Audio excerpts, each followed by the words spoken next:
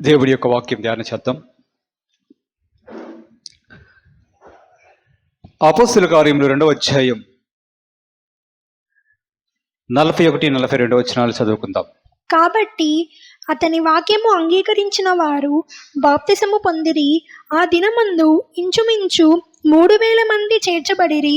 వీరు అపోస్తలుల బోధయందును, సహవాసమందును, రొట్టె విరుచుటయందును, ప్రార్థన చేయుటయందును ఎడతెగగా యుండిరి. పరిశుద్ధుడైన ప్రభువా, మహోన్నతుడైన తండ్రి, మా దోష పాపతిక్రమములన్నీ క్షమించండి, మమ్మల్ని పరిశుద్ధపరచండి, పవిత్రపరచండి. వాక్యమయ్యున్న దేవా, మీరు మాతో మాట్లాడమని వేడుకొచ్చున్నాను. నీ వాక్యములో ఉన్న సత్యములను గ్రహించలాగిన మా హృదయాలను తెరవ చేయండి.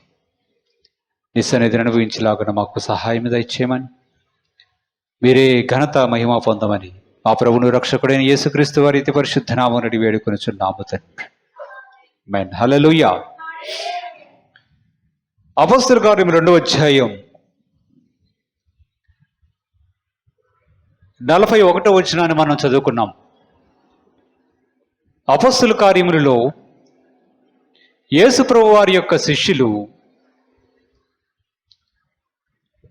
చేసినటువంటి ప్రతి కార్యము కూడా లిఖించబడి ఉంది. ఆది సంఘములో జరిగినటువంటి ఒక సంఘటన గురించి ఇక్కడ బైబిల్ ప్రస్తావిస్తూ ఉంది. దేవుని యొక్క వాక్యాన్ని ప్రకటించిన తర్వాత మొట్టమొదటిగా 3000 మంది దేవుని సంఘములో చేర్చబడ్డారు. ఆ రోజు వారందరూ కూడా దేవుని యొక్క వాక్యాన్ని అంగీకరించారు. అంగీకరించిన తర్వాత ఆది సంఘములో జరిగినటువంటి ఆ సంభవాన్ని మనం చూస్తే వారు ఏం చేసేవారంటే, అపోస్తలుల యొక్క బోధయందు, సహవాసమునందు, రొట్టె విరుచుటి యందు, ప్రార్థన చేయుటి యందు ఎడతెగక ఉండిరి. మొట్టమొదటిగా ఉన్నటువంటి సంఘంలో ప్రజలు ఎలా ఉండేవారంటే, విశ్వాసులు ఎలా ఉండేవారంటే, ఇంకా వేరే పని ఉండేది కాదు. ఎవరు పనులు వారు చేసుకున్నప్పటికీ కూడా వారికి ఒకటే గురి, వారికి ఒకటే లక్ష్యం, యేసు ప్రభు వారితో ఉండాలి, దేవుని యొక్క రాజ్యాన్ని చేరాలి.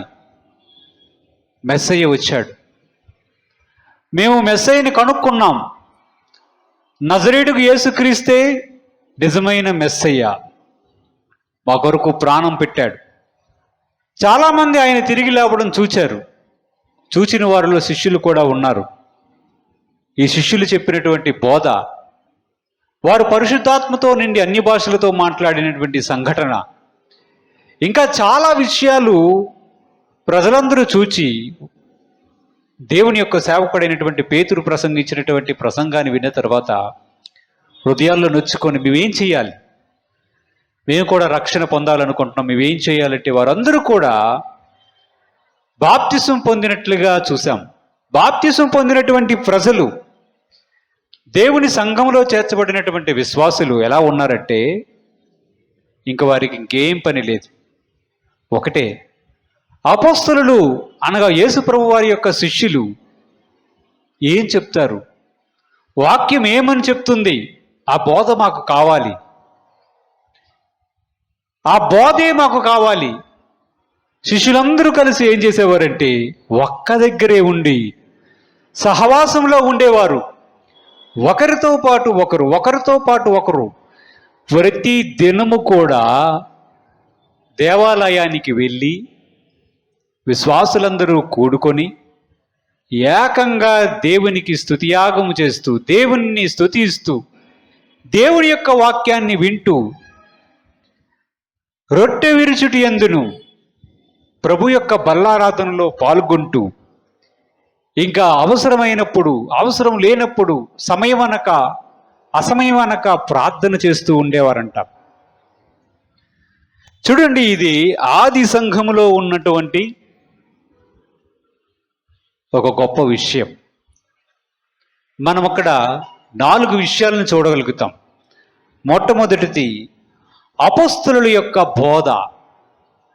అంటే దేవుని యొక్క వాక్యం ఏం చెప్తుంది, వాక్యం మాకు కావాలి అనే కోరిక వారిలో బలంగా కనిపిస్తుంది. రెండవది, వారికి ఉన్నటువంటి ఎన్ని పనులు ఉన్నప్పటికీ కూడా దేవుని మందిరములో దేవుని నామమందు బాప్తిసం పొందినటువంటి బిడ్డలతో సహవాసంలో ఉండేవారు. మూడవది, దేవుని యొక్క శరీరములోను రక్తములోను పాలుభాగస్తులు అవ్వటం.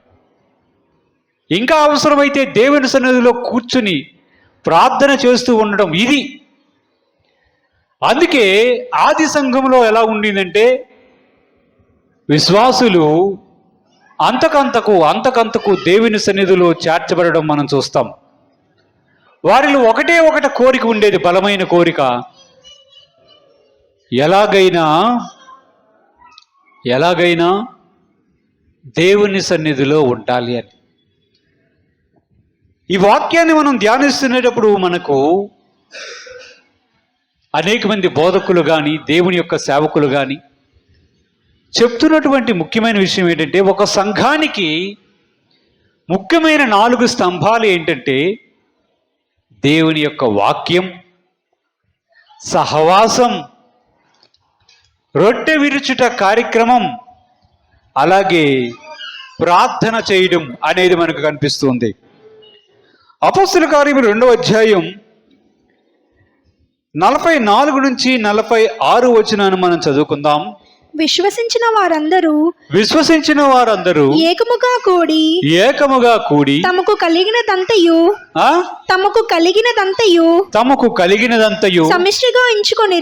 సమిష్టిగా ఉంచుకొనిరి. ఇదియుగాక వారు తమ స్థిరాస్తులను అమ్మి అందరికిని వారి అక్కర కొలది పంచిపెట్టిరి. మరియు వారేక మనసుకులై ప్రతిదినము దేవాలయములో తప్పక కూడుకొనుచు ఇంటింట రొట్టె విరుచుచు దేవునిని స్తుతించుచు ప్రజలందరి వలన దయ పొందిన వారై ఆనందముతోనూ నిష్కపటమైన హృదయముతోనూ ఆహారము పుచ్చుకొనుచుండిరి.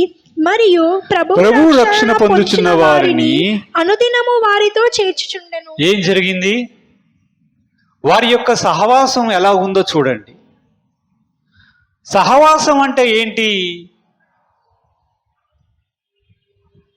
ప్రతిదినం దేవాలయానికి వెళ్ళేవారు. ప్రతిదినం వెళ్ళేవారు. పోనీ ఒకరు ఇద్దరు వెళ్ళారా? విశ్వాసులందరూ ప్రతిదినము దేవాలయానికి వెళ్ళడం, ప్రతిదినము అక్కడికి వెళ్ళి అక్కడ కూర్చుండి విశ్వాసులందరూ ఒకరితో ఒకరు సహవాసం చేసేవారు. ఏమవుతుందంటే,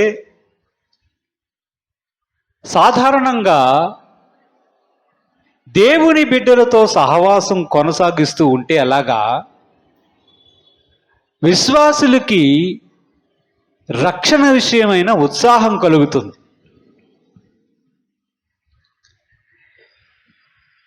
ప్రతి ఒక్కరూ కూడా దేవుని యొక్క సన్నిధిలో ప్రతిదినము కూడుకుంటూ ఉన్నారనుకుందాం. ఎలా ఉంటుంది? ఒకరితో ఒకరు సహవాసం కలిగి ఉండి, 2-3 ఆయన నామమును కూడి ఉండడం వల్ల ఆయన వారి మధ్య సంచరించడం, దేవుని సన్నిధిని అనుభవించడం, దేవుని ఆశీర్వాదాలు అనుభవించడం అనేది జరుగుతుంది. అవునా? ఇప్పటి పరిస్థితిలో, నేటి కాల పరిస్థితుల్లో చూస్తే, అంత్యకాలంలో చూస్తే ఎలా ఉంటుంది?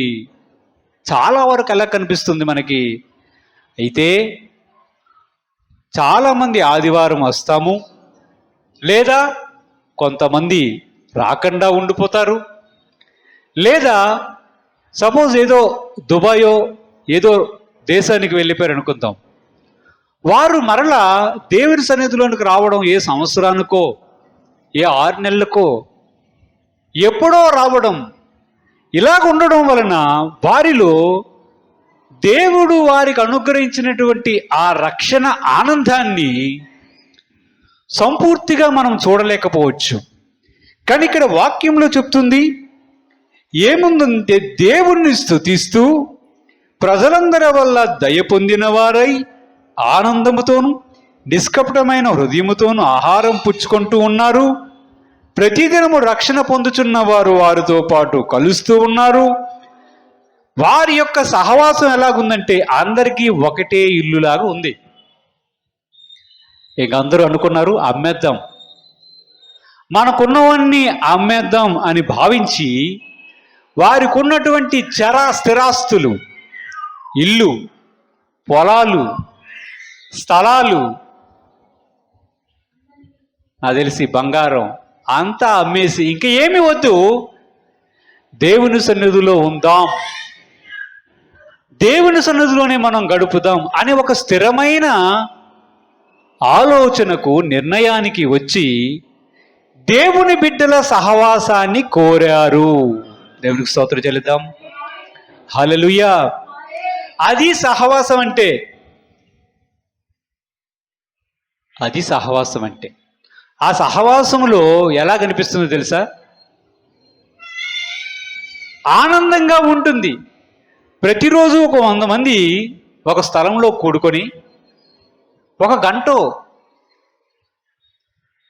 గంటన్నర కూర్చొని దేవుణ్ణి స్తుతిస్తూ కాసేపు దేవుని యొక్క వాక్యాన్ని విని వెళ్తే ఎలా ఉంటుంది జీవితానికి? ఎలా ఉంటుంది?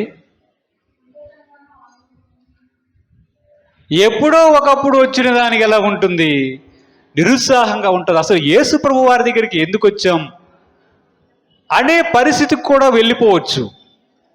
మన రక్షణలో ఉన్నటువంటి ఆనందం కానీ, దేవుని బిడ్డల సహవాసంలో ఉన్న ఆనందం కానీ మన నుంచి క్రమేపీ దూరం అయిపోవచ్చు. క్రమేపీ దూరం అవుతున్న కొద్దీ మనం ఎలాగవుతామంటే, అయ్యే అవకాశం ఉందంటే నామకార్థంగా ఉండేటటువంటి క్రైస్తవులుగా కూడా మారిపోవచ్చు. ఎప్పుడో ఒకప్పుడు దేవుని సన్నిధికి వచ్చి వెళ్ళిపోతూ ఉంటే కాలం గడిచిపోతూ ఉంటుంది, సమయం గడిచిపోతూ ఉంటుంది. దేవుని సన్నిధిలో ఉండే ఆ మాధుర్యం కానీ, దేవుని బిడ్డల సహవాసంలో ఉండే ఆనందం కానీ, దేవుణ్ణి స్తుతించినప్పుడు కలిగే ఆనందం కానీ, మన బాధ మరిచిపోవడానికి దొరికే ఆ స్థలంలో మనం రాకపోతే, అక్కడ ఆ సహవాసం కొరబడితే మనలో మనమే తొంగి చూస్తే మనకు అనిపిస్తుంది ఏదో నాకు కొరతగా ఉంది అనిపిస్తుంది. అందుకే వాక్యం సెలవిస్తుంది, అపొస్తలులు బోధించిన తర్వాత వారందరూ సహవాసంలో ఉండేవారు. వారికి ఒకటే పని, వారికి ఏమి వద్దు, అన్నీ అమ్మేద్దాం. ఇప్పుడు అంత త్యాగం అవసరం లేదు, కానీ కనీసం దేవుని సన్నిధిలో మనం నిరంతరం స్తుతించాలి, ఆయనను గణపరచాలి, ఆయన సన్నిధిలో ఉండాలి, ఆయన సన్నిధిలో ఆనందించాలి అనే కోరిక మనలో క్రమేపీ క్షీణించిపోయే అవకాశం ఉంది. అప్పుడు ఆ సంఘంలో ఉన్న వ్యక్తులు వస్తారే కానీ, వెళ్తారే కానీ నిజముగా దేవుని సన్నిధిని అనుభవించే స్థితిలో ఉండలేకపోవచ్చు. వాక్యంలో చూద్దాం, చూడండి. హెబ్రీ పత్రిక 10వ అధ్యాయం 24-25 వచనాలు చదువుకుందాం. కొందరు మానుకొనుచున్నట్లుగా సమాజముగా కూడుట మానక ఒకరినొకడు హెచ్చరించుచు ఆ దినము సమీపించుట మీరు చూచిన కొలది మరి ఎక్కువగా అలాగు చేయుచు ప్రేమ చూపుటకును సత్కార్యములు చేయుటకును ఒకరినొకడు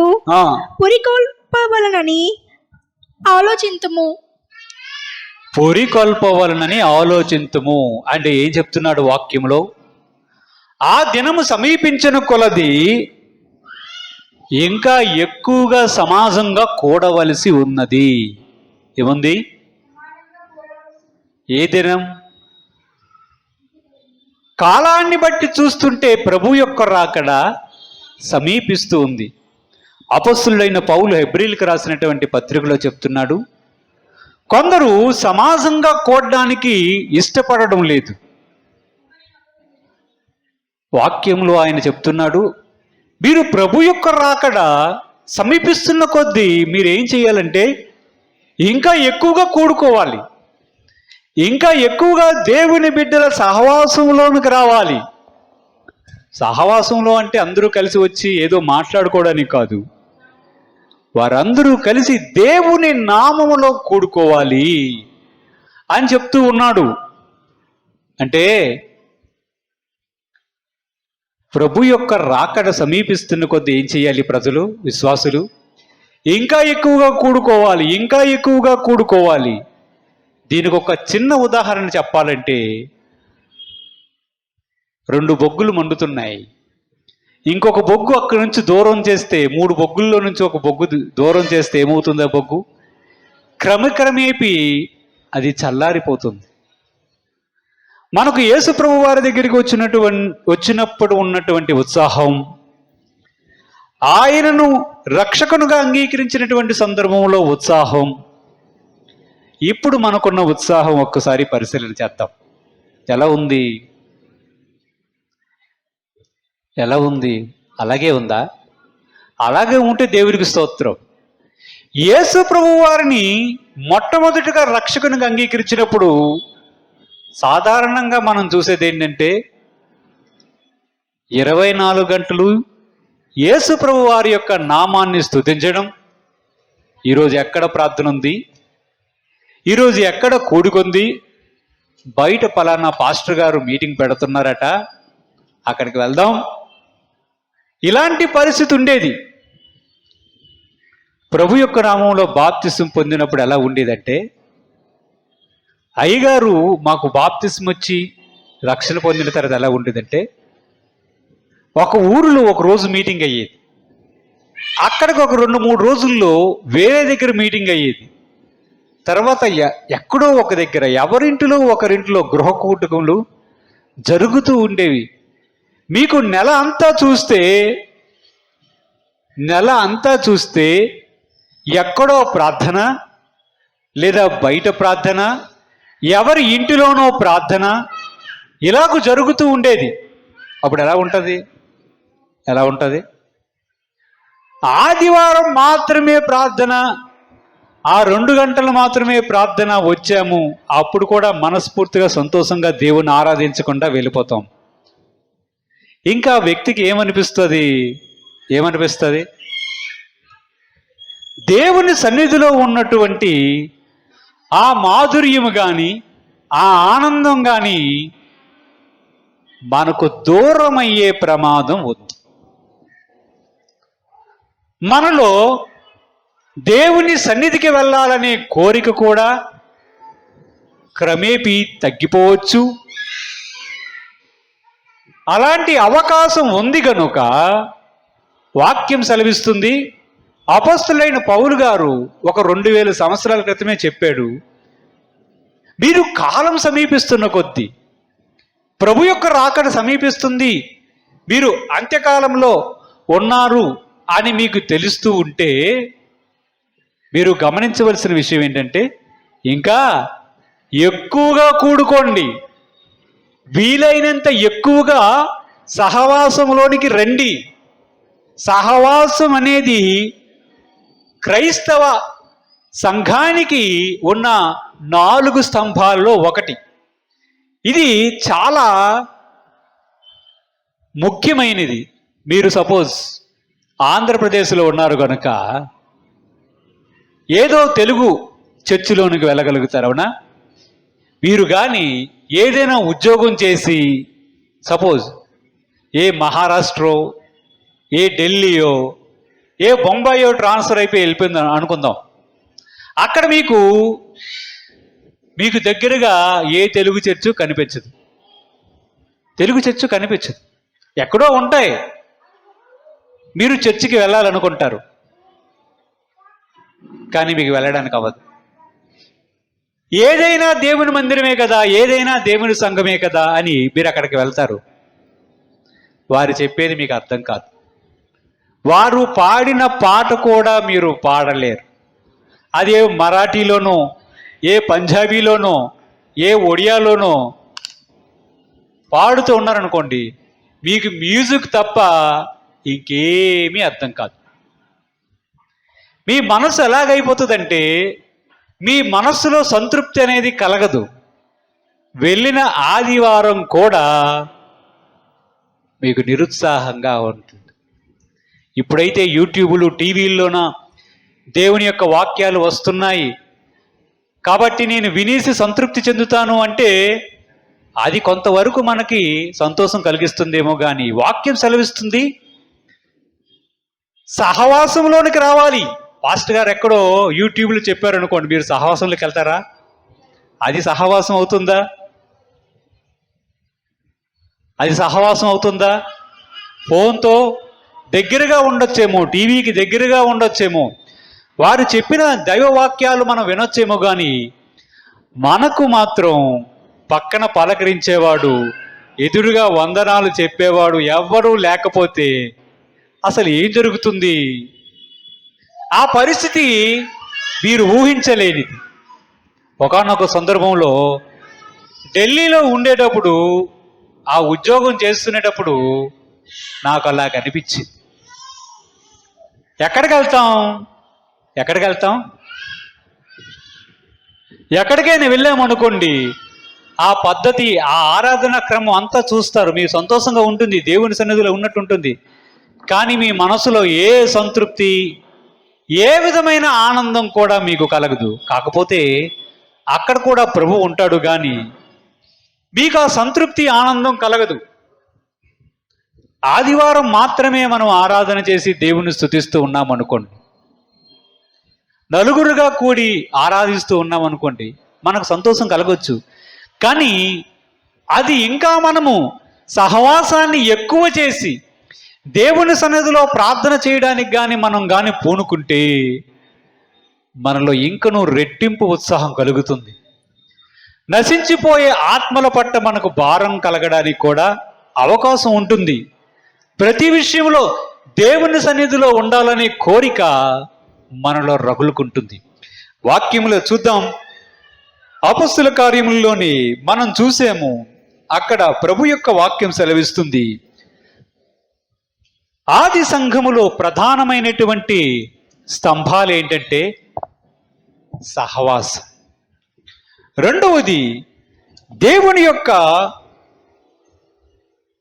వాక్య ధ్యానములో కూడా ఉండేవారు. వారు ఏం చేసేవారు? దేవుని సన్నిధిలో అపోస్తలులు ఏం బోధ వాక్యం చెప్తారో అని ఆలకించి ఆ వాక్యానుసారంగా జీవించడానికి ప్రజలు సిద్ధపడేవారు. వారు అనేక మంది కూడి ఆ విధంగా ఆరాధించడం వల్ల ఏం జరిగిందో తెలుసా? సంఘములో చాలామంది ప్రవక్తలుగా లేచారు. చాలామంది దేవుని పరిచర్యలో ఉపయోగించబడే వ్యక్తులుగా నిలవబడ్డారు. అదే సంఘంలో నుంచి అనేకమైన ప్రాంతాలకి సువార్తికులను, దేవుని సేవకులను, ప్రవక్తలను పంపించడానికి కారణమైంది. ఎప్పుడో ఒకప్పుడు కూడుకుని సంఘంలో నుంచి సువార్తికులు ఎలా వస్తారు? ప్రవక్తలు ఎలాగొస్తారు?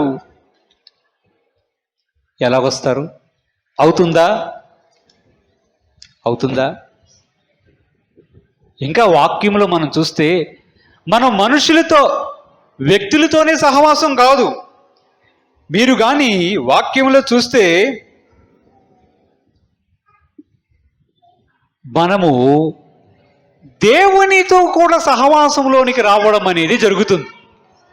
మీరు మొదటి యోహాను పత్రిక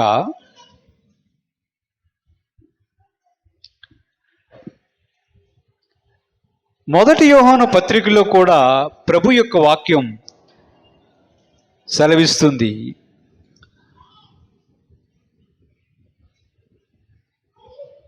మనము దేవునితో పాటు సహవాసములోనికి వెళతాము.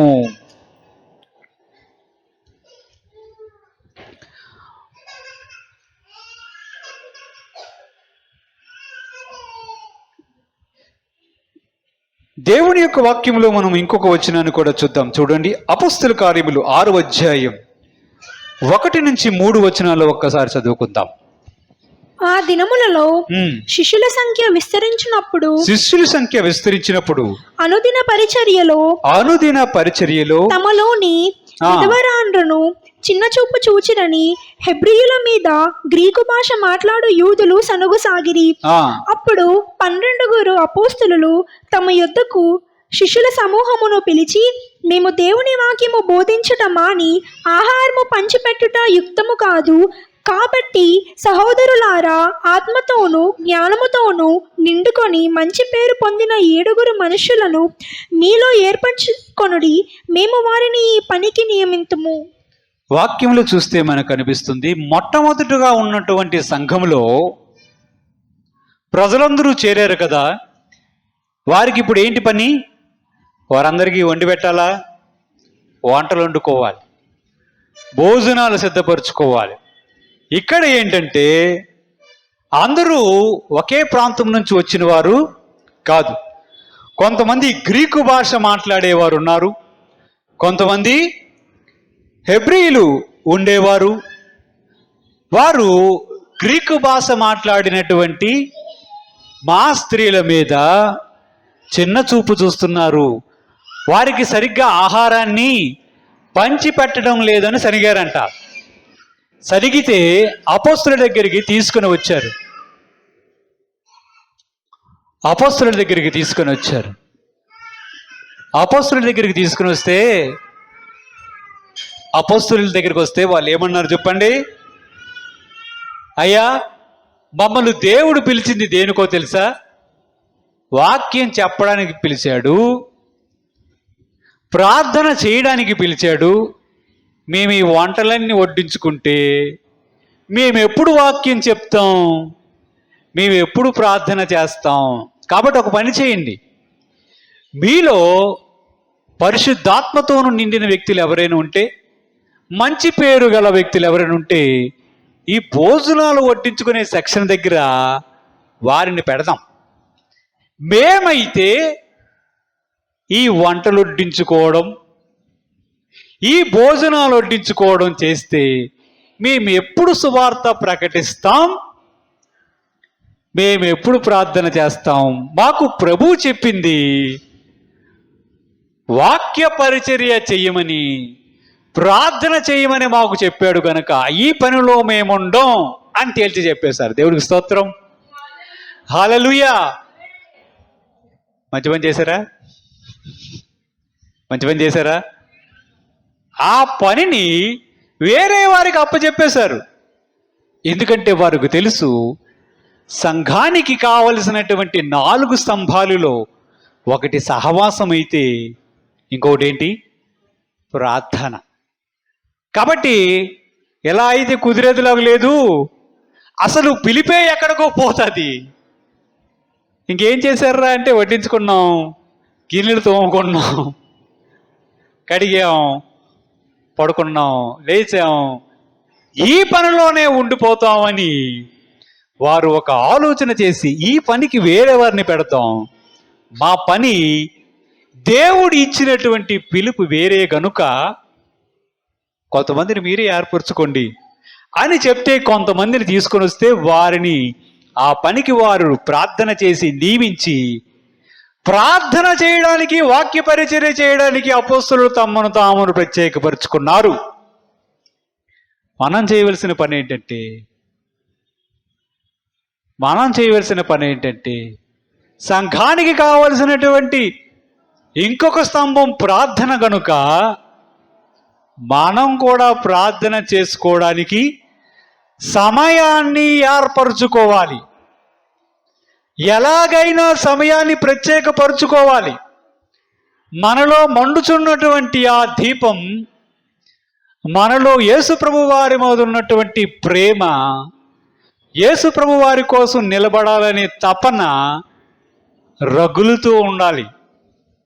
ఆ ఆకాంక్ష, ఆ కోరిక మనలో క్షీణించిపోకుండా మనలను ఆటంకపరుస్తున్నవి ఏవో గమనించగలగాలి. అపోస్తలులు చూశారు, ఈ తగువులేంటి, వాడికి పెట్టలేదని, వీళ్ళకి పెట్టలేదని. దీనికోసం కాదు మమ్మల్ని ప్రభు పిలిచింది. మేము వాక్యం ప్రకటిస్తాం, సువార్త ప్రకటిస్తాం, మీరు సంఘముగా కూడుకొని రండి, మేము బోధ చేస్తాం. దేవుని యొక్క వాక్యాన్ని ప్రకటించవలసిన బాధ్యత మాకు ఉంది. యేసు ప్రభు వారితో పాటు ఉండేటప్పుడు ఆయన మాకు ఇచ్చిన ఆజ్ఞ ఏంటో తెలుసా? మీరు నా వెళ్ళిన సంగతులను చెప్పండి, ప్రజలకు చెప్పండి, భూదిగంతముల వరకు వెళ్ళండి, సువార్త ప్రకటించండి, నశించిపో వారిని వెతకి రక్షించడానికి నేను వచ్చానని చెప్పండి. ఈ మాట మీద ఉండండి. ఇది మీరు శిష్యులంటే ఇది.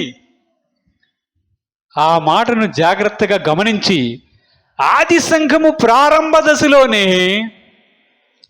దేవుని యొక్క సేవకులు, దేవుని యొక్క శిష్యులు జాగ్రత్త పడడం మనం చూస్తాం. వారు ప్రార్థన చేయడమే ప్రాముఖ్యతగా చూసుకున్నారు.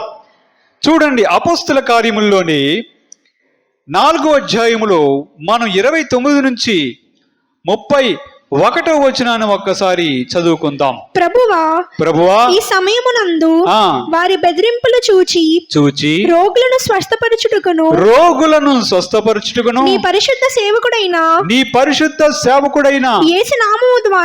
యేసు నామము ద్వారా సూచక క్రియలను మహత్కార్యములను చేయుటకును నీ చెయ్యి చాచి ఉండగా నీ దాసులు బహుధైర్యముగా నీ వాక్యమును బోధించినట్లుగా అనుగ్రహించుము. వారు ప్రార్థన చేయగాని వారు కూడి ఉన్న చోటు కంపించెను. అప్పుడు వారందరూ పరిశుద్ధాత్మతో నిండిన వారై దేవుని వాక్యమును ధైర్యముగా బోధించిరి. వాక్యాన్ని బోధిస్తున్నటువంటి అపోస్తలులకి అప్పుడు యేసు ప్రభు వారి యొక్క నామములో అద్భుతాలు సూచక్రియలు చేస్తుంటే ప్రజలు ఎదిరించేవారు. యేసు ప్రభు నామంలో మీరు ప్రకటించకూడదు అని వారిని అడ్డుకట్ట వేసేవారు. అప్పుడు వారు ఏం చేశారు? ఏంట్రా మీరు చెప్పేది, మా ఇష్టం అని వారితో తగాగా పుచ్చుకోకుండా వాక్యాన్ని ఎలాగైనా ధైర్యంగా ప్రకటించాలి, ఏం చెయ్యాలి అని ఆ సమస్యకి పరిష్కారానికి వారు ఏం చేశారో తెలుసా? వచ్చి ఇలా కాదు కానీ అందరం కూర్చొని వారి బెదిరింపులు చూసి మనం భయపడుతున్నట్టుగా అనిపిస్తుంది. మనల్ని వాక్యాన్ని చెప్పమని ప్రభువు చెప్పాడు, ప్రజలు మనల్ని బెదిరిస్తూ ఉన్నారు. యేసు ప్రభు వారి నామములో అద్భుతాలు సూచక్రియలు మీరు చేయకూడదని మనల్ని బెదిరిస్తున్నారు. ఏం చేద్దాం? మన మట్టుకు మనం ధైర్యం తెచ్చుకోలేం, కానీ రండి కూర్చొని ప్రార్థన చేద్దాం అని అపోస్తలులు శిష్యులు కూర్చొని ఏం చేశారో తెలుసా? ప్రార్థన చేయడం ప్రారంభించారు. ప్రభువా, వారు మమ్మల్ని బెదిరిస్తున్నారు, వారు మమ్మల్ని ఆటంకపరుస్తున్నారు, ఏం చేయమంటావు? నీవిచ్చిన ఆజ్ఞ ప్రకారం నేను ధైర్యంగా వాక్యాన్ని ప్రకటించాలి, మాకు ధైర్యం సరిపోవడం లేదు, మమ్మల్ని నీ ధైర్యంతో నింపు అని ప్రార్థన చేయడం ప్రారంభించారు. కూర్చొని ప్రార్థన చేశారో లేదో భూమి కంపించడం ప్రారంభించింది. దేవునికి మహిమ కలుగును గాక. పరిశుద్ధాత్మ శక్తి చేత నింపబడ్డారు. నింపబడి ఇంకా ఏం చేశారంటే ఆ ధైర్యాన్ని పొందుకున్నారు. వారి దగ్గర ఒకటే ఉంది, ప్రభు చెప్పాడు ఆ పని చెయ్యాలి. ప్రతి సమస్యకి, పరిచర్యలో ఉన్న ప్రతి సమస్యకి, వ్యక్తిగతముగా ఉన్నటువంటి ప్రతి సమస్యకి వారి దగ్గర ఉన్నటువంటి ఆయుధం ఏంటో తెలుసా? వచ్చారు, ప్రభువా మాకు ధైర్యం లేదు. సాధారణంగా మనం అనుకుంటాం ధైర్యం అనేది ఎవరిలో ఉంటుంది? మనలోనే ధైర్యం ఉంటుంది అనుకుంటున్నాం, అవునా? కానీ వారు చేసినటువంటి ప్రార్థన చూస్తే మనకేమనిపించాలి? ధైర్యాన్ని ఎవరివ్వాలి? ధైర్యాన్ని ఎవరివ్వాలి? చాలామంది దేవుని యొక్క సేవకులు మీరు చరిత్రలో చూస్తే అటవీ ప్రాంతాల్లోనికి వెళ్ళిపోయినటువంటి దేవుని సేవకులు ఉన్నారు. కీకారణ్యములోనికి వెళ్ళిపోయే దేవుని సేవకులు ఉన్నారు. కొండ జాతుల మధ్య, నరమాంస భక్షకుల మధ్య, మనుషులు తినేసే ప్రజల మధ్యలోనికి సువార్త పట్టుకొని వెళ్ళడానికి ఏం చేసేవారో తెలుసా? కట్టుకున్న భార్యను, కుటుంబాన్ని, ఆస్తులను, సమస్తాన్ని విడిచిపెట్టి ఒంటరిగా ప్రయాణం చేసేవారు. ఎక్కడికి వెళ్ళిపోయేవారంటే తమది కాని దేశానికి కూడా వెళ్ళేవారు. వారి భాష రాదు, తినడానికి తిండి ఉండదు, అనుకూలమైన వాతావరణం ఉండదు. కానీ ఆ ప్రాంతానికి వెళ్ళిపోయి ప్రాణాలు తెగించైనా కనీసం కొంతమందికైనా యేసు ప్రభు వారి యొక్క రక్షణ సువార్తను ప్రకటిస్తామని చెప్పి వెళ్ళి, వారి మధ్యలోనికి వెళ్ళి కొద్దిమందిని యేసు ప్రభు వారి కొరకు రక్షించి, వారి దగ్గర దెబ్బలు తిని అవమానాలు ఎదుర్కొని చాలామంది వారి చేతుల్లో చనిపోయిన స్థితిలో కూడా ఉన్నారు. అంత గొప్ప సేవ మనం చేస్తామో లేదో కానీ ప్రతి ప్రార్థనకు జవాబు యేసు ప్రభు వారిలో ఉందని వారిలాగా ధైర్యంగా వెళ్ళి చెప్పాలంటే మనకి ధైర్యం సరిపోతుందా? మన దగ్గర ఉందా ధైర్యం? మనకంత సినిమా లేదా? కానీ ఇక్కడ అపోస్తలులు మనకు ఒక సూచన చెప్తున్నారు. వారిని ప్రజలు భయపెట్టినప్పుడు వారు వచ్చి అంటున్నారు, ప్రభువా, నీ నామమున సువార్త ప్రకటిస్తూ ఉంటే, నీ నామమున మేము అద్భుతాలు సూచక్రియలు చేస్తూ ఉంటే ప్రజలు మమ్మల్ని బెదిరిస్తున్నారు, మమ్మల్ని కొడుతున్నారు, మేము మానేస్తాం ఈ పని అనలే. వచ్చి మరీ ధైర్యముగా నీ వార్తను ప్రకటించే పని మేము చెయ్యాలి, మాకు ధైర్యం సరిపోవడం లేదు, ధైర్యం అనుగ్రహించు అని ప్రార్థన చేశారు. హల్లెలూయా. అంటే వారికి తెలుసు ప్రార్థన ద్వారా దాన్ని చేయగలరని. ధైర్యం అనేది వ్యక్తిగత విషయం అయినప్పటికీ కూడా అది కూడా దేవుడు అనుగ్రహిస్తాడు. ఒకరికి తెలివి, జ్ఞానం అనేది వ్యక్తిగత విషయం అయినప్పటికీ కూడా మనం దేవుడికి జ్ఞానం ఇమ్మని అడగడం లేదా?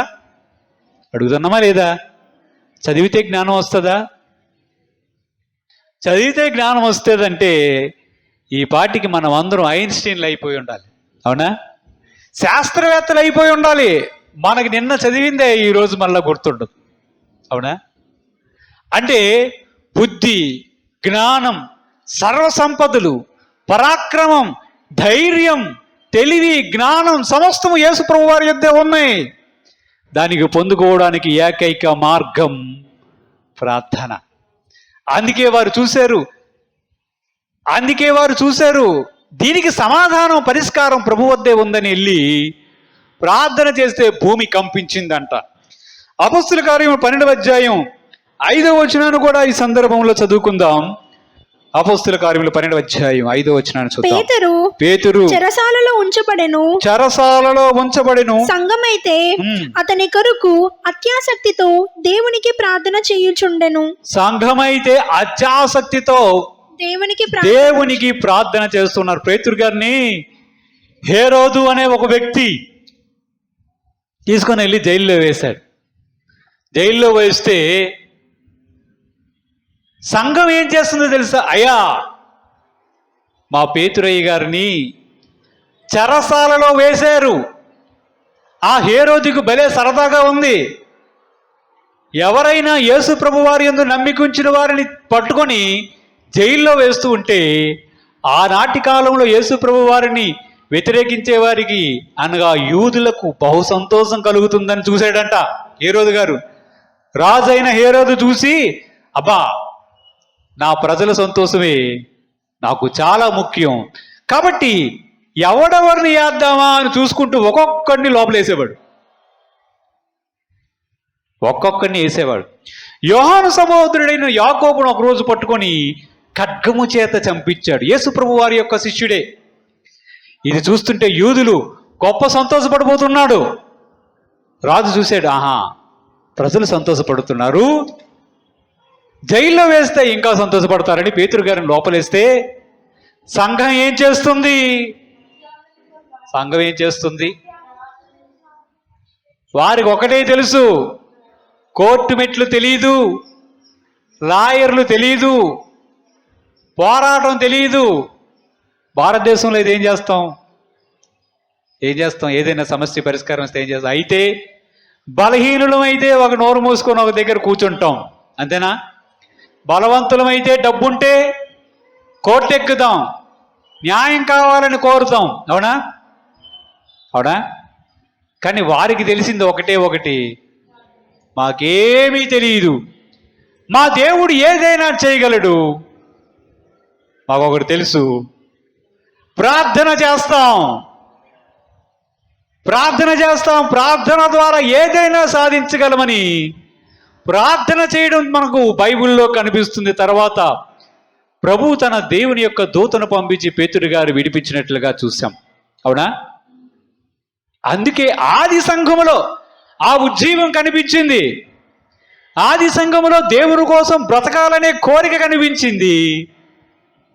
నేటి కాలంలో మనం చాలా విచారించవలసిన విషయం ఏంటంటే, యేసు ప్రభు వారిని స్తుతించాలని, ఆయన సన్నిధిలో ఉండాలని, ఆయనకు ప్రార్థన చేయాలనే కోరిక మనలో క్రమేపీ సన్నగిల్లిపోతుంది. దీనివలన ఏమవుతుందంటే, మనము క్రీస్తు యొక్క అద్భుతమైనటువంటి ప్రసన్నత సన్నిధిలో నుంచి ఆ ఆనందాన్ని పొందుకునే పరిస్థితి నెమ్మదిగా కోల్పోయే ప్రమాదం ఉంది. వాక్యం సెలవిస్తూ ఉంది, ఆది సంఘానికి, దేవుని సంఘానికి 4 స్తంభాలు ఏంటంటే సహవాసం, దేవుని బిడ్డలతో సహవాసం, దేవునితో సహవాసం. వారు ప్రతి పరిష్కారానికి, ప్రతి సమస్యకు పరిష్కారానికి కారణం వారు ఒకటే చూశారు, ప్రార్థన చేయాలని భావించారు. వాక్యములో చూస్తే మనకు కనిపిస్తుంది, చూడండి, దేవుని యొక్క వాక్యము కూడా ఆది సంఘానికి 4 స్తంభాల్లో ఒక స్తంభంగా కనిపిస్తుంది. అపొస్తలుల కార్యము 5వ అధ్యాయం 42వ వచనాన్ని ఒక్కసారి చదువుకుందాం. ప్రతిదినము దేవాలయములోను ఇంటింటను మానక బోధించుచు యేసే క్రీస్తుని ప్రకటించుచున్నారు. బోధ ఏంటంటే ప్రతి దినము, నాట్ ఎవ్రీ సండే, ప్రతి దినము ఒకరింటిలో ఒకరోజు, ఇంకొకరింటిలో ఇంకొక రోజు, ఇంకా ఎక్కడ కాకపోతే దేవాలయానికి వెళ్ళిపోయి అక్కడ కూడుకునేవారు. నాకు తెలిసి నేను అనుకోవడం, ఆ దేవాలయం పట్టేది కాదు. ప్రజలందరూ కొంతమంది ముందే వెళ్ళి కూర్చుంటే ఇంకా అందరూ కూర్చొని ఎక్కడోళ్ళు అక్కడ గట్ల మీదో రాళ్ళ మీదో ఎక్కడో కూర్చుండి వారందరూ ప్రార్థన చేయడం, దేవుని యొక్క వాక్యాన్ని బోధన వినడం, ఇదే పని. ఆ ఉజ్జీవం అలాగే ఉండేది, ఆ దేవుని సన్నిధిని అనుభవించడం అలాగే ఉండేది. వారు వాక్యాన్ని ప్రకటిస్తూ ఉండేవారు, దేవుని యొక్క సేవకులు వీరు వాక్యాన్ని వింటూ ఉండేవారు. దేవునికి మహిమ కలుగును గాక. హల్లెలూయా. ప్రతి దినము వాక్య బోధే, ప్రతి దినము దేవుని యొక్క వాక్యాన్ని వినడమే మనకు అక్కడ కనిపిస్తూ ఉంది. అపొస్తలుల కార్యము 17వ అధ్యాయం 10 నుంచి 11 వచనం వరకు మనం చదువుకుందాం. 10-11 వచనాలు. వెంటనే సహోదరులు రాత్రి వేళ పౌలును సీలను బెరయకు పంపించిరి. వారు వచ్చి యూదుల సమాజ మందిరములో ప్రవేశించిరి. వీరు తెసలోనికలో ఉన్న వారి కంటే గనులై ఉండిరి గనుక ఆసక్తితో వాక్యమును అంగీకరించి పౌలు శీలయు చెప్పిన సంగతులు అలాగు ఉన్నవో లేవో అని పరిశోధించుచూ వచ్చిరి. లేఖనములను ఇప్పుడు చూడండి, ఇప్పుడు ఏం చేశారు?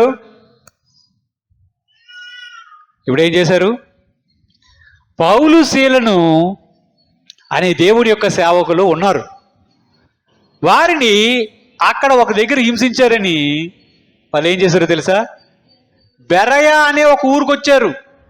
బెరయాను ఊరికి వచ్చిన తర్వాత అక్కడ బెరయాను ఆ ఊర్లో మమ్మల్ని తన్నారు, కొట్టారు, హింసించారు అని ఊరుకోకుండా ఇక్కడ కూడా అలాంటి తగాదాలు వస్తాయేమని ఊరుకోలే. బెరయ సంఘానికి వెళ్ళి అక్కడ సమాజ మందిరంలో దేవుని యొక్క వాక్యాన్ని ప్రకటించడం ప్రారంభించారు. దేవునికి స్తోత్రం. అక్కడ ప్రారంభిస్తే అక్కడ వాళ్ళు ఎలాంటి వాళ్ళు అంటే ఇంకా ఘనులు. వాళ్ళు ఏం చేశారు? ఈ పౌలు శీలలు చెప్తున్నారు ఈ వాక్యం, ఇంతకీ వాక్యం అలాగూ ఉందా? వాక్యం అలాగూ ఉందా లేదా? ఇది చూసారా, ఇది ఇంకా నెక్స్ట్ లెవెల్. వాక్యం అలాగూ చెప్తున్నాడు, ఈ పాస్టర్ గారు ఎలాగూ చెప్తున్నారు, ఆ వాక్యం అలాగూ ఉందా లేదో చూచి పరీక్షించగలగా సత్తా కలిగిన విశ్వాసులు ఎంతమంది చెప్పండి? ఎంతమంది? ప్రతిదినం ఇదే పని అంట. అబ్బా చూసారా, ప్రతిదినము దేవాలయంలో కూడుకోవడం, రోజు పాస్టర్ గారు రావడం, రోజు వాక్యం చెప్పడం, వెళ్ళడం, ఈ కూర్చొని ఆ 3 గంటలు కూర్చుంటే చాలు మహాప్రభో యేసునామమునకు వందనాలు అనుకోకుండా వెళ్ళిపోయిన తర్వాత మరలా వెళ్ళిపోయిన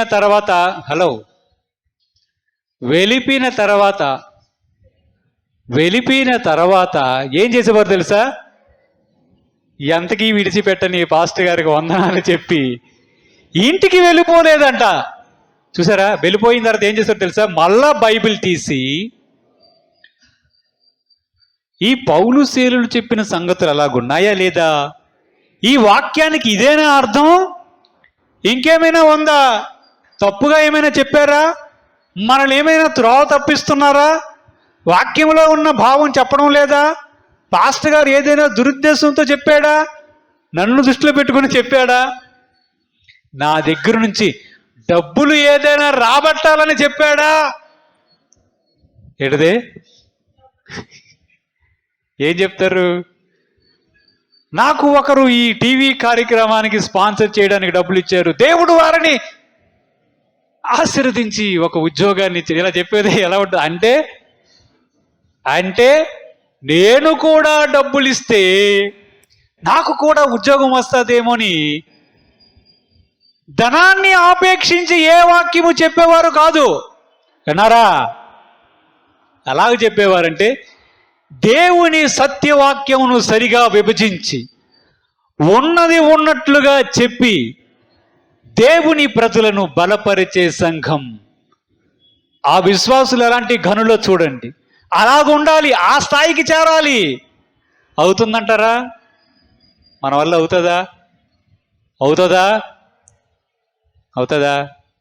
అంత సమయం, తీరిక, దేవునితో గడపాలనే కోరిక మనలో అనుదినము రగులుకోవాలి. చదివామా? పుస్తకానికి టైం లేకపోతే కీర్తన గ్రంథం 1వ అధ్యాయం, దుష్టుల ఆలోచన చెప్పున నడువక, పాపుల మార్గమున నిలువక.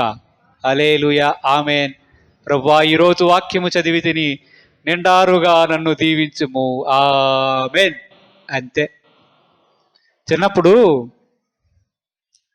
మా స్కూల్ గవర్నమెంట్ స్కూల్ అయినా ఇప్పుడు ప్రైవేట్ స్కూల్లో ఉండేటట్లుగా ఏం చదివాడో విద్యార్థి డైరీ రాయమనేవారు. అవునా? డైరీ తెలుసు కదా? తెలుసా లేదా? వారు నాయన హల్లెలూయా. ఈ అసైన్మెంట్ చేయాలి, ఈ వర్క్ చేయాలి, సైన్స్ ఇది చదవాలి, ఈరోజు సోషల్ ఇది చదివారు, పేరెంట్ దగ్గర సంతకం తీసుకోవాలి. అవునా? తల్లిదండ్రుల దగ్గర సంతకం తీసుకునేవారా? లెక్కలు చేశాడు సంతకం, తెలుగు చదివాడు సంతకం ఉందా? జిల్లా పరిషత్ ఉన్నత పాఠశాలలో నేను చదివినప్పుడే అలాంటిది మా హెడ్ మాస్టర్ పెట్టాడు. ఈరోజు లెక్కలు చదవాలరా, ఈరోజు తెలుగు చదవాలరా అని పెట్టేవాడు. ఒకరొక రోజులు ఏమొచ్చేదంటే హిందీ చదవాలని వచ్చేది. మనం క్రికెట్ ఆడి వచ్చినప్పటికీ కాళ్ళు అలిసిపోయి నిద్రపోతే తెల్లారి ప్రైవేట్కి వెళ్ళాలి. ప్రైవేట్కి వెళ్ళిన తర్వాత ఇంకెప్పుడు చదువు అవుతుంది కాబట్టి ఏం చేసేవాడు తెలుసా? హిందీ పుస్తకం తీసేవాడు. హిందీ పుస్తకం తీసి ప్రతిజ్ఞ ఒకటి ఉండేది, భారత్ మేరా దేశ్ హై, భారత్ మేరా దేశ్ హై, నేను దేశాన్ని ప్రేమిస్తున్నాను ఒకటి ఉన్నది కదా. హిందీ తెలుగులో ఉందా? సేమ్ అది హిందీలో ఉంటుంది. అది చదివేసి మా అమ్మ చేసి సంతకం పెట్టించేవాడు. హల్లెలూయా. అబద్ధం ఆడలేదు, కానీ నేను హిందీ చదివేవాడిని. అవునా? ఎలా ఉంది? ఇప్పుడు విశ్వాసుల సంగతి ఎలా ఉందంటే, క్యాలెండర్లో ఉన్న వాక్యం, కీర్తన గ్రంథం 1వ అధ్యాయం, లేకపోతే ఏ పేజీ ఓపెన్ చేస్తే ఆ పేజీ ఓపెన్ చేసి ఈ రోజుకి ఇదే చాలా ఎక్కువ, దేవుని నామమునకు మహిమ కలుగునుగాక అని ముగించడం అనేది జరిగింది. ఇంకా బెరయ సంఘస్థుల్లాగా అవుతారా? అవకాశం ఉందంటారా? అవుతుందంటారా? మీరు హెబ్రోను సంఘానికి వెళ్ళండి. దేవుని యొక్క దాసుడు, దైవజనుడు భక్సింగ్ గారు స్థాపించినటువంటి హెబ్రోను సంఘానికి వెళ్ళండి.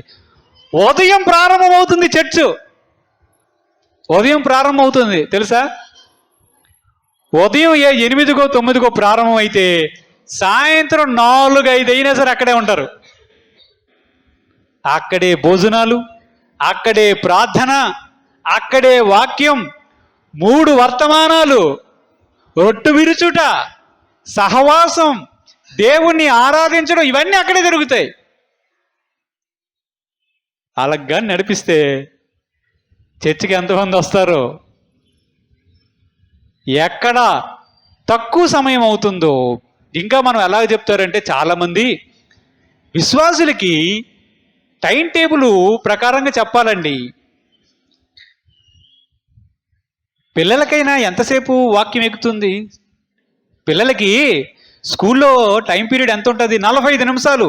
సైన్స్ ప్రకారం 45 నిమిషాల కంటే ఎక్కువ చెప్తే వారికి ఎక్కదు అని 45 నిమిషాల నుంచి 20 నిమిషాలు, 20 నిమిషాల నుంచి 10 నిమిషాలు, 10 నిమిషాల నుంచి 5 నిమిషాలు స్టేజ్ మీద ఉన్నటువంటి వక్తలు కూడా, మన మధ్య వచ్చినటువంటి దైవజనుడు కేవలం ఒక 10 నిమిషాలు వాక్యాన్ని చెప్పి ఆ సమయాన్ని పాటించవలసిందిగా కోరుతున్నాం అని చెప్పి ఇస్తే ఇంకా పరిశుద్ధాత్మ నడిపింపు ఏముంటుంది చెప్పండి?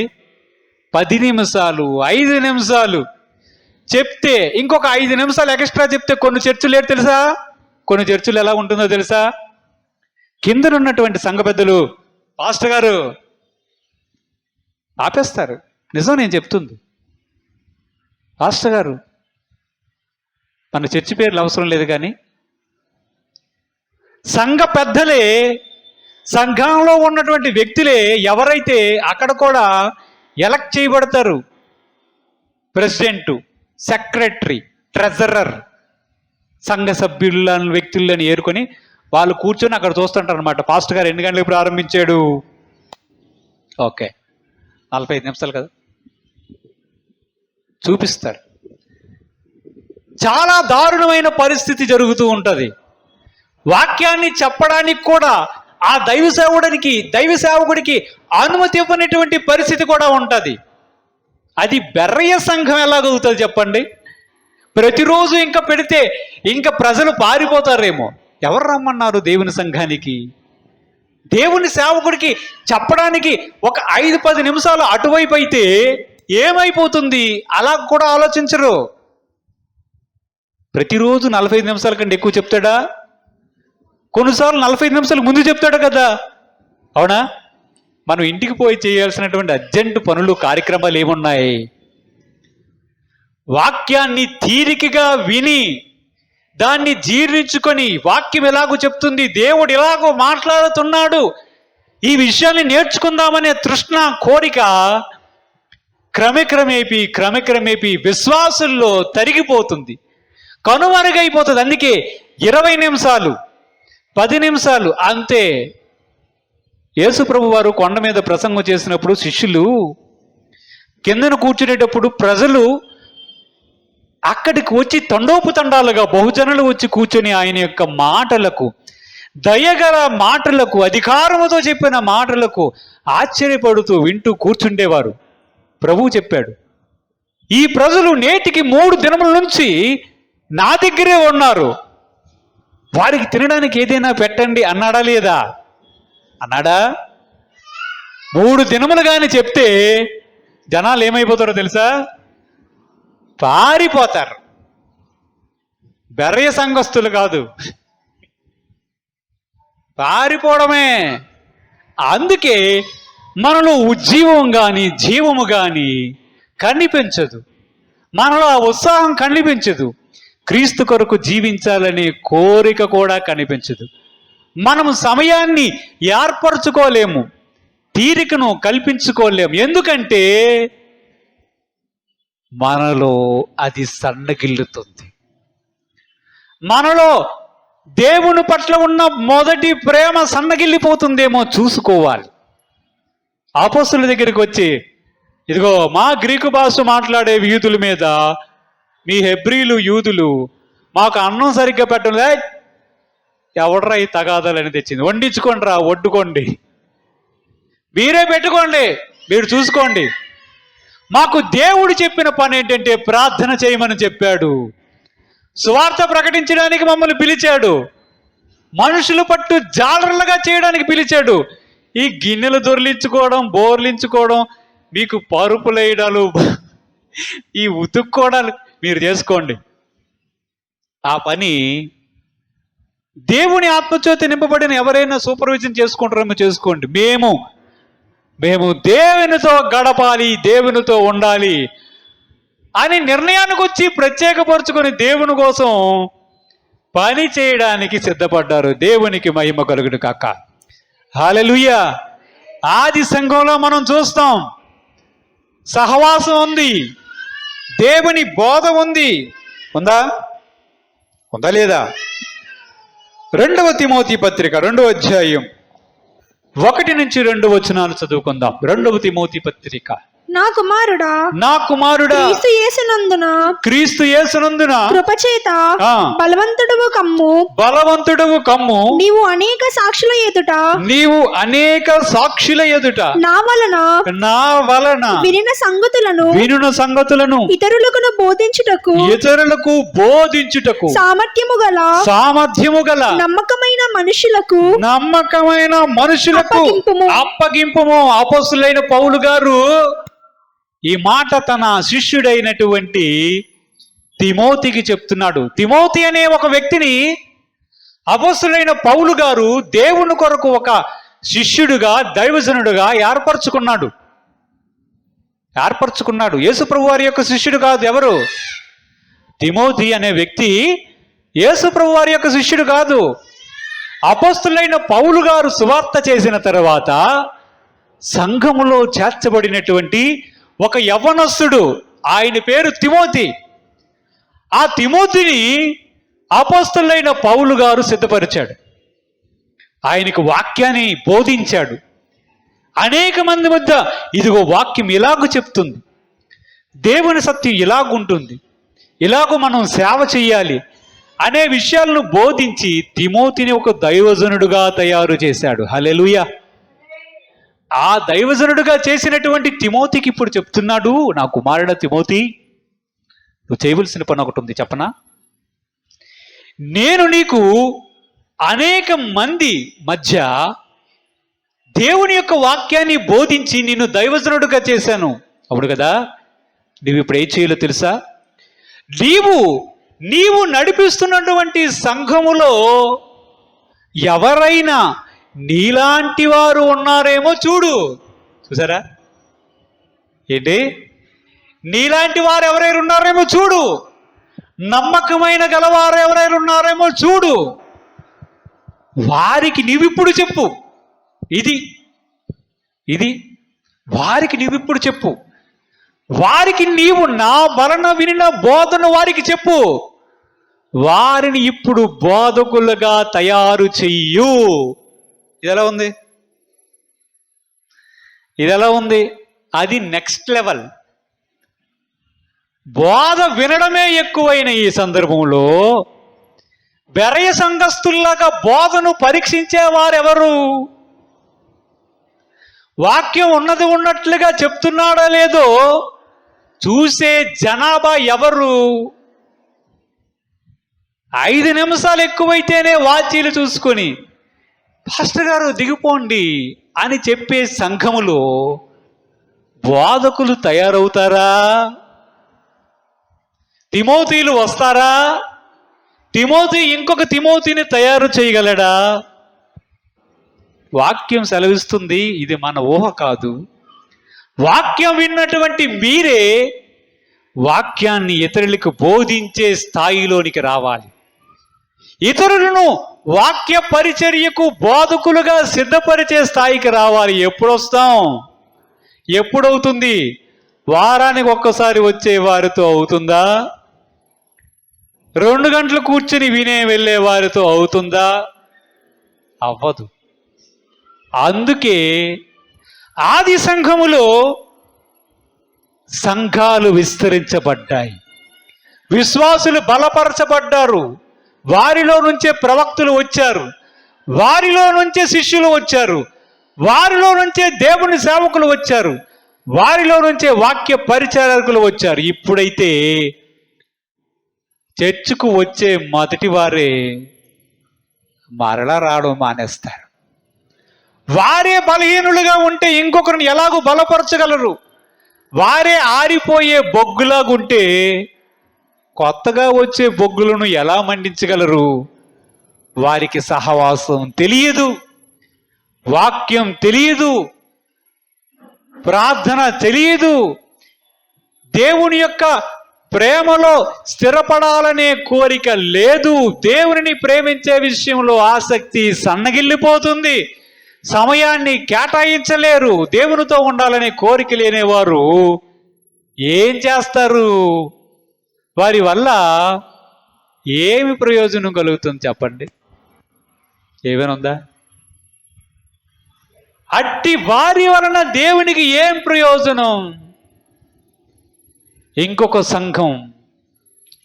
సంఘం విస్తరించాలంటే ఉన్నవారి బలమైన వ్యక్తులుగా ఉండాలి, సహవాసంలో స్థిరపడాలి, వాక్యం నేర్చుకోవాలి, హృదయంలో భద్రపరుచుకోవాలి.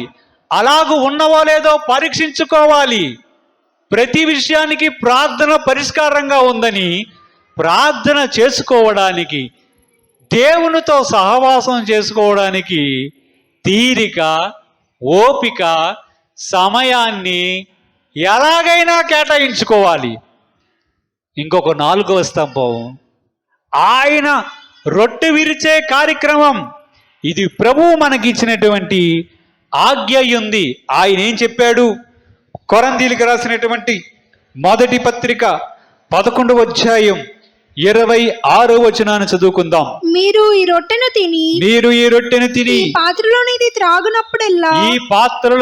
త్రాగునప్పుడల్లా ప్రభువు వచ్చే వరకు ఆయన మరణమును ప్రచురించుదురు. కాబట్టి ప్రభు యొక్క వాక్యాన్ని చదువుకుంటున్నటువంటి మనం చూడాలి.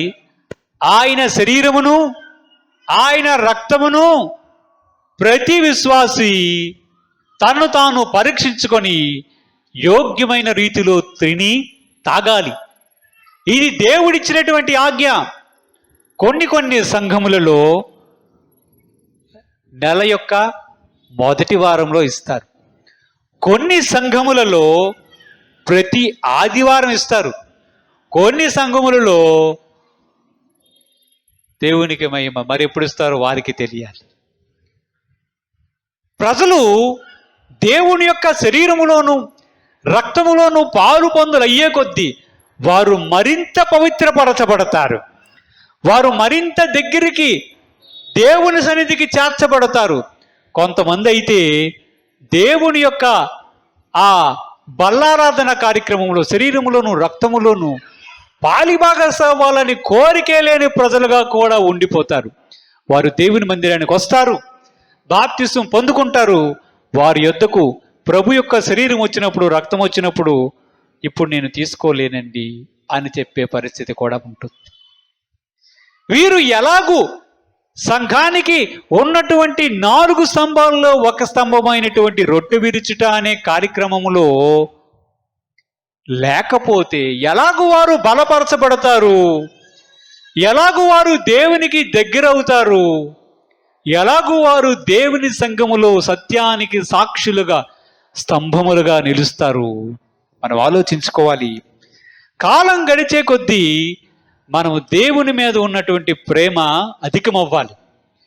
దేవుని సహవాసములోనికి తరచుగా వెళ్తుండాలి.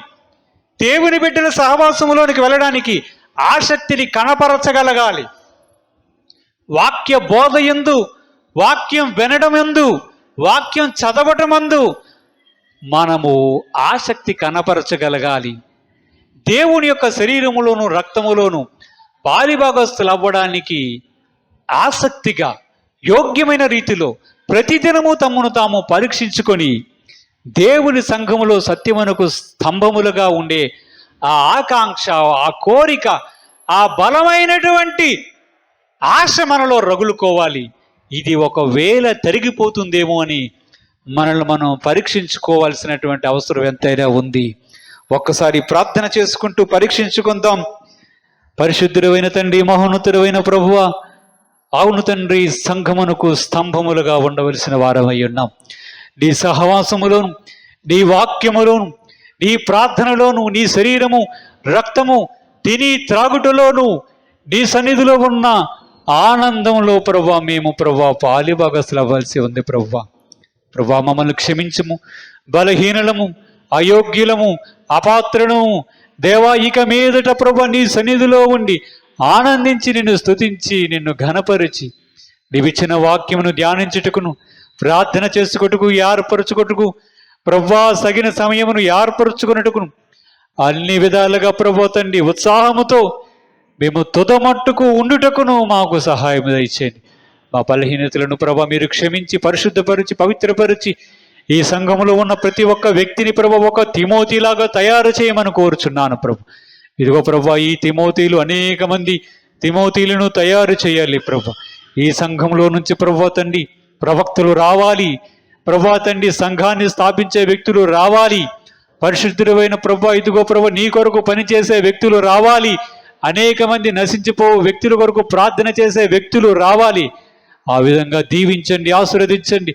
ఈ వాక్యాన్ని మా హృదయం అనే పలక మీద మీరు వ్రాసి మమ్మల్ని బలపరిచి స్థిరపరిచి మీరే మహిమ పొందమని మా ప్రభుడు రక్షకుడైన యేసుక్రీస్తు వారి అయితే పరిశుద్ధ నామమున అడిగి వేడుకొనుచున్నాము తండ్రి. ఆమేన్.